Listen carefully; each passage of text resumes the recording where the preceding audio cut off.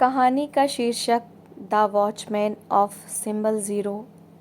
बंद call centre की 5वीं मंजिल। रात के ठीक 12 बज चुके थे। गुरुग्राम के सेक्टर 62 में बनी सिग्मा टावर की नाम की गगनचुंबी इमारत पूरी तरह अंधेरे में डूबी हुई थी। कभी यहाँ बीपीओ और आईटी कंपनियाँ चला करती थीं। हज़ारों की भीड़ दिन रात जगमगाती थी। लेकिन पिछले 2 सालों से ये पूरी बिल्डिंग सील पड़ी थी। वजह कंपनी के मालिक का रातों रात गायब हो जाना और कोर्ट में चल रहा 1 करोड़ का मुकदमा। इस खाली, वीरान और धूल से भरी 8 मंजिला इमारत में अगर कोई अकेला इंसान जिंदा मौजूद था तो वो था महेश। महेश उम्र के तीसरे दशक के आखिरी पड़ाव में था। सीधी सादी शक्ल, आंखों के नीचे काले घेरे और पुरानी खाकी वर्दी। महेश इस बंद इमारत में नाइट ड्यूटी सिक्योरिटी गार्ड का काम करता था। कंपनी तो बंद हो चुकी थी, लेकिन बैंक और कोर्ट के आदेश पर प्रॉपर्टी की सुरक्षा के लिए एक छोटी एजेंसी के ज़रिए महेश को तैनात किया गया था। महेश के लिए नौकरी सबसे आसान भी थी और सबसे उबाऊ भी। न किसी का आना जाना, न कोई चिक, बस रात 9 बजे से सुबह 6 बजे तक बिल्डिंग के मेन गेट को अंदर से लॉक करके बैठना, टॉर्च लेकर हर 2 घंटे में एक चक्कर काटना और अपनी छोटी सी पुरानी रेडियो पर पुराने गाने सुनना। लेकिन उस रात कुछ अलग होने वाला था। रात 12, 12:15 बजे महेश पहली मंजिल से 5वीं मंजिल की तरफ सीढ़ियों से चढ़ रहा था। लिफ्ट सालों से बंद पड़ी थी। हर तरफ सीमेंट, लोहे की पुरानी अलमारियों और बंद पड़े कंप्यूटर मॉनिटर्स की गंध फैली हुई थी। महेश के जूते जब फर्श पर पड़ते तो सन्नाटे को चीरती हुई उनकी आवाज़ दूर तक गूंजती थी। जैसे ही महेश 5वीं मंजिल के उस खाली हॉल में पहुंचा जहां पहले कोई विदेशी बीपीओ चला करता था, उसे एक अजीब सी आवाज़ सुनाई दी। टक टक टक। महेश तुरंत रुक गया। उसने टॉर्च की तेज़ रोशनी आगे फैलाई। सामने धूल जमी मेज़ें, खाली कुर्सियाँ और टूटी हुई फाइबर की दीवारें थीं। कोई है क्या यहाँ? महेश ने अपनी कड़क आवाज़ में पूछा। कोई जवाब नहीं आया, बस सन्नाटा गहरा गया। महेश ने सोचा कि शायद कोई भटकता हुआ चूहा या कबूतर होगा जो टूटी खिड़की से अंदर आ गया होगा। वो मुड़ने ही वाला था कि तभी हॉल के सबसे आखिरी कोने से एक लाइट जल उठी। नीली मध्यम रोशनी। महेश का दिल एक पल के लिए धड़कना भूल गया। उसने अपनी टॉर्च की रोशनी सीधे उस कोने पर फेंकी। वहाँ एक कंप्यूटर मॉनिटर ऑन था। पूरे फ्लोर पर बिजली की सप्लाई बंद थी। नीचे का मेन बोर्ड बंद था। फिर वो एक कंप्यूटर मॉनिटर कैसे जल सकता था? महेश धीरे धीरे अपने कदम उस नीली रोशनी की तरफ बढ़ाने लगा। उसके हाथ में रखी भारी लोहे की टॉर्च पर उसकी पकड़ मजबूत हो गई। जब वो उस मेज़ के पास पहुंचा तो उसने देखा कि मॉनिटर की नीली स्क्रीन पर केवल एक काली लाइन ब्लिंक कर रही थी और उसके ठीक नीचे एक मैसेज टाइप हो रहा था, अपने आप, जैसे कोई अदृश्य उंगलियां कीबोर्ड पर तेज़ी से चल रही हों। स्क्रीन पर लिखा आया था, महेश नीचे मत जाना, नीचे जो बैठा है वो तुम्हारी शक्ल का है। महेश की रीढ़ की हड्डी में एक ठंडी सिहरन दौड़ गई। पसीने की एक बूंद उसके माथे से फिसलकर आँख के कोने में चली गई। ये क्या मजाक है?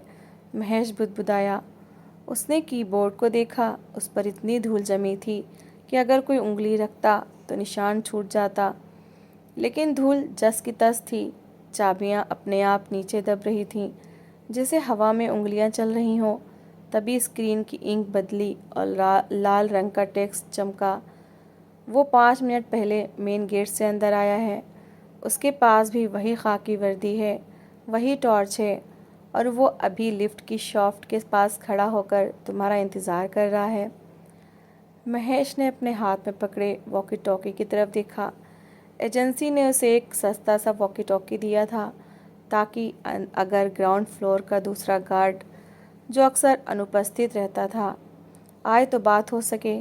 आज रात महेश अकेला ही ड्यूटी पर था। अचानक वॉकी टॉकी से एक खरखराहट की आवाज़ आई, जज। महेश भाई, ऊपर सब ठीक है ना? महेश का हाथ काँप गया।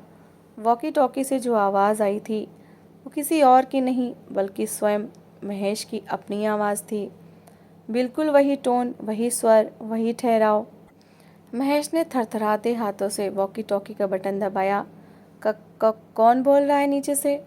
वॉकी टॉकी से फिर वही आवाज़ आई, बिल्कुल शांत और ठंडी। मैं कौन हूँ भाई? मैं ही तो महेश हूँ। नीचे गेट पर बैठा हूँ। तुम ऊपर क्या कर रहे हो? ज़रा नीचे आओ, चाय पीते हैं। कंप्यूटर स्क्रीन पर तुरंत एक और मैसेज चमका। बटन मत दबाओ, वो तुम्हारी आवाज़ की तरंगों को पकड़ रहा है। तुम जितना बोलोगे वो उतना ही तुम्हारे जैसा बनता जाएगा। 5वीं मंजिल का दरवाज़ा अंदर से लॉक कर लो। महेश का दिमाग सुन्न होने लगा था। कोई भी आम इंसान इस वक्त चीखता या नीचे की तरफ भागता, लेकिन महेश जानता था कि अगर नीचे सचमुच कोई उसकी शक्ल का खड़ा है तो सीढ़ियों से नीचे जाना सीधे उसकी गोद में कूदने जैसा होगा। उसने टॉर्च घुमाई और तेज़ी से भागकर 5वीं मंजिल के भारी अग्निरोधी फायर प्रूफ लोहे के दरवाजे की तरफ गया। उसने भारी कुंडी उठाई और दरवाजे को अंदर से लॉक कर दिया। खटाक, भारी ताला बंद होने की आवाज़ गूंजी। महेश ने राहत की सांस ली ही थी कि दरवाजे के ठीक दूसरी तरफ सीढ़ियों की तरफ से कदमों की आवाज़ सुनाई दी। टक टक टक। कोई सीढ़ियाँ चढ़कर आ चुका था और अब वो ठीक दरवाजे के बाहर खड़ा था। दरवाजे की दूसरी तरफ से फिर वही वॉकी टॉकी गूंजी। इस बार महेश ने अपने हाथ में पकड़े वॉकी टॉकी को बंद कर दिया, लेकिन दरवाजे के बाहर खड़े इंसान का वॉकी टॉकी ऑन था। महेश, दरवाज़ा खोलो ना, तुम अंदर क्यों बंद हो गए? दरवाजे के बाहर से आवाज़ आई। ये आवाज़ अब वॉकी टॉकी से नहीं बल्कि सीधे गले से आ रही थी। वही भारीपन, वही स्वर। आवाज़ पूरी तरह महेश की थी। महेश ने अपनी पीठ दरवाजे से सटा ली। उसने अपनी सांस रोक ली। मुझे पता है तुम अंदर हो, बाहर वाले ने कहा। तुम उस कंप्यूटर की बात मत सुनो, वो झूठ बोल रहा है। मैं ही असली महेश हूँ। शाम को 6 बजे जब हम ड्यूटी पर आए थे तो हमने रास्ते में गुप्ता जी की दुकान से 2 समोसे खाए थे ना? बताओ, खाए थे या नहीं? महेश की आंखें फटी की फटी रह गईं। ये बात किसी को नहीं पता थी। गुप्ता जी के ठेले पर समोसे खाते वक्त वहाँ कोई नहीं था। यह किसी सरफिरे का मजाक नहीं था। बाहर खड़ा इंसान केवल उसकी शक्ल ही नहीं चुरा रहा चुका था, उसके पास उसकी यादें भी थीं। तुम चुप क्यों हो महेश? बाहर वाले ने दरवाजे पर धीरे से दस्तक दी। थप थप। महेश ने हिम्मत जुटाई और कांपती आवाज़ में चिल्लाया, तुम जो कोई भी हो, चले जाओ यहाँ से, पुलिस को फ़ोन कर दूंगा मैं। कुछ सेकंड्स तक बाहर से कोई आवाज़ नहीं आई। फिर एक ठंडी, क्रूर हंसी गूंजी। वो हंसी महेश की अपनी हंसी नहीं थी, वो किसी ऐसी चीज़ की हंसी थी जिसने इंसान की आवाज़ निकालना अभी अभी सीखा हो। पुलिस? बाहर वाले ने कहा। महेश, अपना फ़ोन चेक करो। महेश ने झटके से अपनी जेब से अपना पुराना टच स्क्रीन फ़ोन निकाला। स्क्रीन पर नो सर्विस लिखा था, लेकिन अजीब बात यह थी कि फ़ोन की घड़ी में समय रुक चुका था। 12:15 PM, दोपहर के 12:15। लेकिन अभी तो रात थी। तभी हॉल के कोने में रखा वो कंप्यूटर मॉनिटर तेज़ी से बीप करने लगा। महेश दरवाजे से हटकर भागता हुआ वापस मॉनिटर के पास पहुंचा। स्क्रीन पर अब एक के बाद एक पैराग्राफ टाइप हो रहे थे, जैसे कोई इतिहास की किताब खोली जा रही हो। इमारत की कहानी।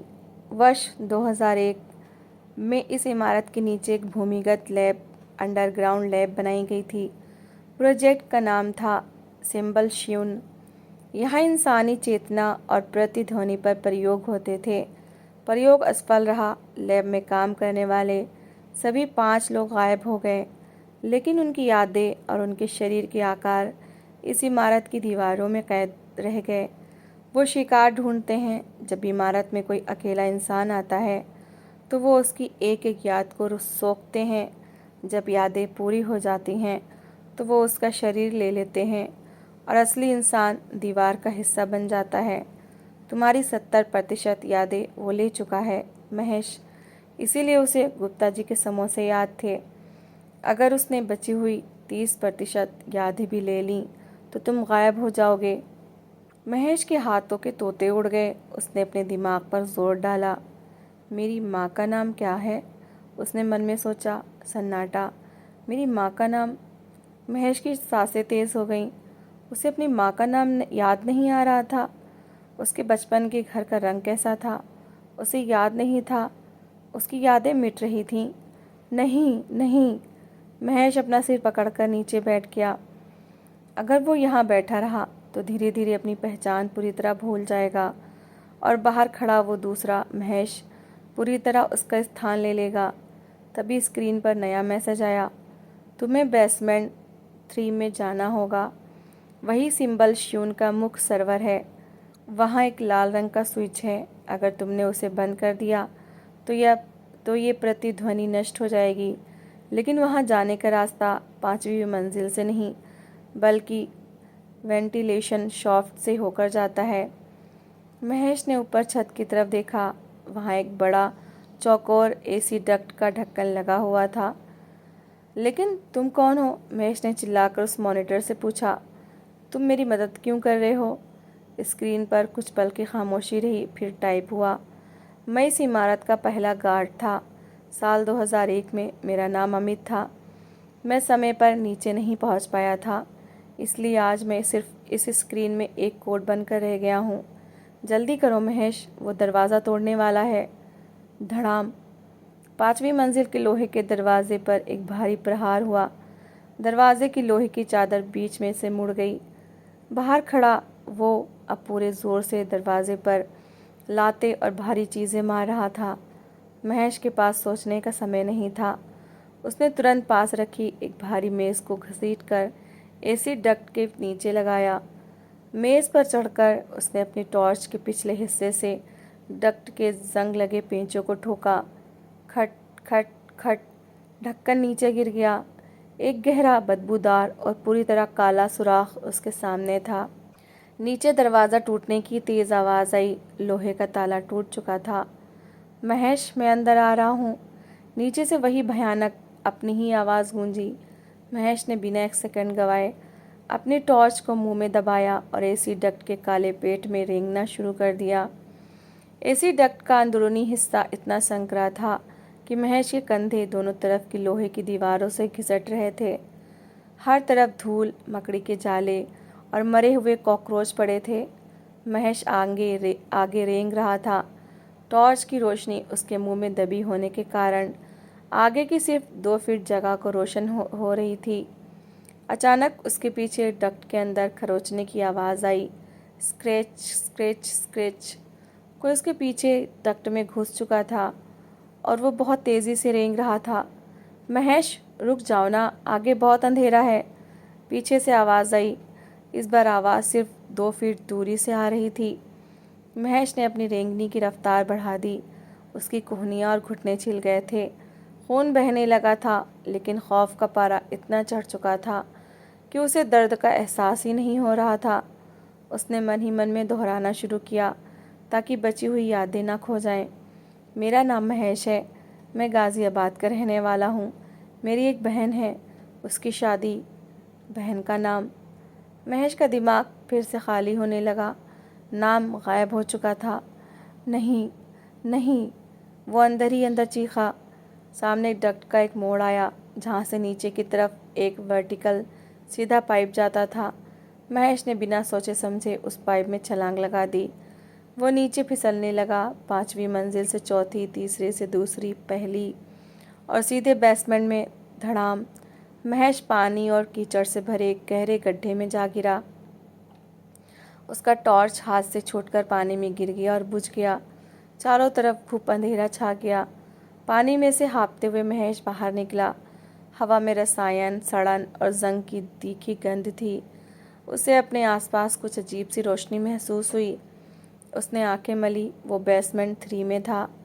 ये कोई साधारण पार्किंग या स्टोर रूम नहीं था।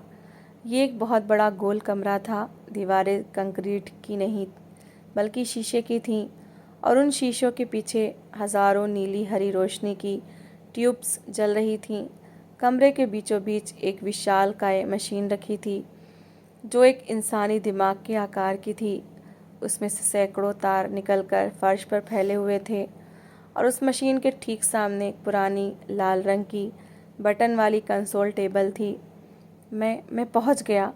महेश थरथराते हुए आगे बढ़ा, लेकिन जैसे ही उसने कंसोल टेबल की तरफ कदम बढ़ाया, कमरे के दूसरे कोने से एक साया बाहर आया। रोशनी उस साया पर पड़ी। महेश के पैर जम गए। सामने जो खड़ा था वो कोई भूत, पिशाच या राक्षस नहीं था। वो महेश ही था। वही खाकी वर्दी, वही चेहरे का तिल, वही आंखों के नीचे काले घेरे। लेकिन उसकी आंखों में कोई पुतली नहीं थी। पूरा ढेला बिल्कुल सफ़ेद और खाली था। तुम देर से पहुँचे महेश, उस हमशक्ल ने मुस्कुराते हुए कहा। उसकी मुस्कान इतनी चौड़ी थी कि इंसान का जबड़ा उतना नहीं खुल सकता। तो तुम कौन, क्या हो? महेश ने एक लोहे का पाइप फर्श से उठा लिया। मैं वही हूँ जो तुम कल बनने वाले थे, हमशक्ल ने कहा। तुम्हें क्या लगा वो कंप्यूटर वाला मैसेज तुम्हारी मदद कर रहा था? अमित नाम का कोई गार्ड कभी था ही नहीं। महेश का सिर घूमने लगा। क्या? हमशक्ल ने एक कदम आगे बढ़ाया। इस लैब का नाम सिंबल श्यून इसीलिए था। ये मशीन इंसान के मन के सबसे बड़े इस डर को रूप देती है। वो कंप्यूटर मैसेज को इंसान नहीं लिख रहा था, वो ये मशीन ही लिख रही थी, ताकि तुम डर के मारे भागते हुए सीधे बेसमेंट में आ जाओ, क्योंकि ऊपर 5वीं मंजिल पर तुम्हारी यादें धीरे धीरे सोखी जा रही थीं। लेकिन यहाँ इस कमरे में प्रक्रिया सिर्फ 10 सेकंड में पूरी हो जाती है। महेश ने झटके से अपने हाथ देखे। उसके हाथ पारदर्शी होने लगे थे। वो आर पार देख पा रहा था। मेरी यादें, महेश बुदबुदाया। अब उसे अपना नाम भी धुंधला लगने लगा था। अब तुम कुछ नहीं हो महेश, तुम शून्य हो, हमशक्ल ने कहा और उसकी आंखें अचानक काली पड़ गईं। उसने लाल बटन की तरफ देखा और हंसने लगा। वो लाल बटन मशीन को बंद करने के लिए नहीं है।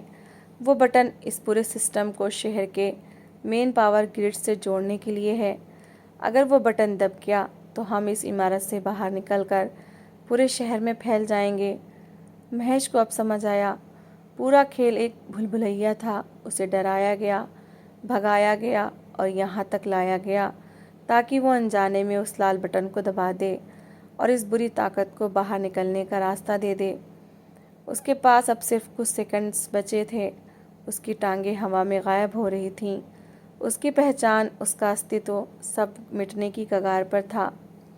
अगर मैं शून्य हूँ, महेश ने दांत पीसते हुए कहा, तो तुम भी मेरे बिना कुछ नहीं हो। महेश ने अपने हाथ में पकड़े लोहे के भारी पाइप को पूरी ताकत से घुमाया। हमशक्ल को लगा कि महेश उस पर हमला करेगा। वो पीछे हटा, लेकिन महेश ने हमशक्ल पर हमला नहीं किया। महेश ने अपनी पूरी आखिरी ताकत लगाकर उस भारी लोहे के पाइप को सीधे उस विशालकाय दिमाग जैसी मशीन के मुख्य शीशे पर दे मारा। कांच टूटने की भयानक आवाज़। छन, शीशा टूट गया। नीले और हरे रंग का रसायन तेजाब की तरह बाहर बह निकला। सैकड़ों तार आपस में टकराए और भयंकर स्पार्किंग होने लगी। नहीं, तुमने ये क्या किया? वो हमशक्ल चीखा। उसकी आवाज़ विकृत होने लगी। उसकी शक्ल बिगड़ने लगी। कभी वो महेश बनता, कभी किसी और अजनबी की शक्ल लेता। मशीन में धमाके होने लगे। पूरे बेसमेंट में लाल इमरजेंसी लाइटें जलने बुझने लगी। महेश, जो पारदर्शी हो रहा था, अचानक वापस ठोस होने लगा। उसके हाथों का रंग वापस आ गया। उसके दिमाग में यादें एक बाढ़ की तरह वापस लौटीं। उसकी माँ का नाम, उसकी बहन की हंसी, गुप्ता जी के समोसे, उसका बचपन। मेरा नाम महेश है, महेश चिल्लाया। उसने देखा कि वो हमशक्ल हवा में धुएं की तरह घुल रहा था। वो चीख रहा था, तड़प रहा था। धड़ाम धड़ाम चीज़ें गिरने लगी। कंक्रीट की छत टूटने लगी। पूरा बेसमेंट ढहने की कगार पर था। महेश ने पीछे मुड़कर देखा। बेसमेंट के कोने में एक पुरानी इमरजेंसी सीढ़ी ऊपर जाने का रास्ता दिखा रही थी, जिस पर एग्जिट का हरा बोर्ड जल रहा था। महेश ने अपनी बची कुची ताकत समेटी और सीढ़ियों की तरफ बदहवास भागने लगा। महेश सीढ़ियों से चढ़ता गया, बिना पीछे देखे। उसके पीछे इमारत की नींव ढहने की भयंकर आवाज़ें आ रही थीं। धुआं और धूल उसके फेफड़ों में भर रही थी। उसने एक आखिरी दरवाजे को धक्का दिया। खट। दरवाज़ा खुला और महेश सीधे बाहर सड़क पर जा गिरा। ठंडी ताज़ा हवा उसके चेहरे से टकराई। आसमान में सुबह की लालिमा छा रही थी। सुबह के 6 बज चुके थे। महेश कीचड़ और धूल से सना हुआ सड़क के किनारे पड़ा हाँफ रहा था। उसके शरीर पर अनगिनत खरोंचें थीं, लेकिन वो जिंदा था। वो महेश ही था। उसने मुड़कर सिग्मा टावर की तरफ देखा। 8 मंजिला इमारत जस की तस खड़ी थी, बाहर से बिल्कुल शांत, बेजान और बंद। कोई नहीं कह सकता था कि रात को इसके पेट में क्या तबाही मची थी। तभी महेश की जेब में रखा उसका मोबाइल फ़ोन बीप हुआ। महेश ने कांपते हाथों से फ़ोन निकाला। घड़ी में समय चल रहा था 6:01 AM। नेटवर्क के डंडे पूरे आ चुके थे, लेकिन स्क्रीन पर एक नया टेक्स्ट मैसेज आया था। किसी अज्ञात नंबर से। महेश ने मैसेज खोला। उसमें लिखा था, धन्यवाद महेश, मशीन तोड़ने के लिए। उस मशीन ने मुझे बरसों से उस कमरे में कैद कर रखा था। अब जब तुमने शीशा तोड़ दिया, मैं आज़ाद हूँ और अब मुझे किसी बटन की ज़रूरत नहीं है। मैं बाहर आ चुका हूँ। महेश की सांसें थम गईं। उसने धीरे धीरे अपना सिर उठाया। सामने सड़क के दूसरी तरफ सुबह के धुंधलके में एक आदमी खाकी वर्दी पहने खड़ा था। वो महेश की तरफ देखकर धीरे से मुस्कुराया, मुड़ा और शहर की भीड़ भाड़ वाली सड़क की तरफ पैदल चलने लगा। महेश सिर्फ देखता रह गया। तो दोस्तों, इस कहानी को लेकर आपकी क्या राय है? कमेंट सेक्शन में अपनी राय ज़रूर शेयर करें। और अगर आपको हमारी आज की कहानी अच्छी लगी हो तो प्लीज़ इसे लाइक शेयर ज़रूर करें। और ऐसी ही emotional, suspense, family story, love story, motivational story को सुनने के लिए मेरे चैनल को सब्सक्राइब ज़रूर करें। तो मिलते हैं एक नई और दिलचस्प कहानी के साथ। Thanks for watching.